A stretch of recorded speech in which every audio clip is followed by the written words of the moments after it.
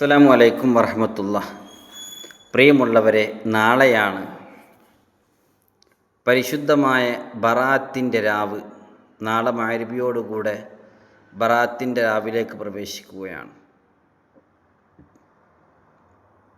അഥവാ ബറാത്ത് എന്ന് പറഞ്ഞാൽ മോചനത്തിൻ്റെ രാവ് എന്നർത്ഥം.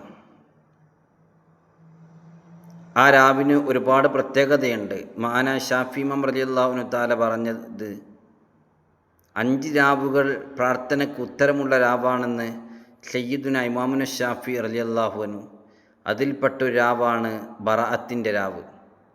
മറ്റൊന്ന് നമ്മൾ ശ്രദ്ധിക്കേണ്ട പ്രധാനപ്പെട്ട കാര്യം, 3 യാസീൻ നമ്മൾ ഒരിക്കലും ഓതാൻ മറന്നു പോകരുത്.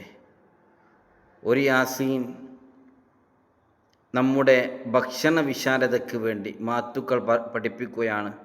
ഭക്ഷണ വിശാലതയ്ക്ക് വേണ്ടിയിട്ട് ഓതി ദുആ ചെയ്യണേ. മറ്റൊരു യാസീൻ നമ്മുടെ ആയുസ്സിൽ ബർക്കത്തുണ്ടാവാൻ വേണ്ടിയിട്ട്.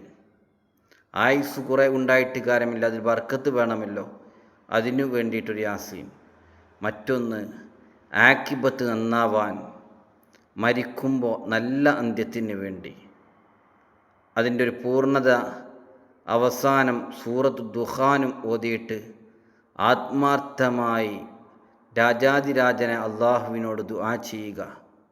നിങ്ങളുടെ പ്രാർത്ഥനകളിൽ ഈ വിനീതനെയും ഉൾപ്പെടുത്തണമെന്ന് അഭ്യർത്ഥിക്കുകയാണ്. ഇൻഷാ അല്ലാഹ്.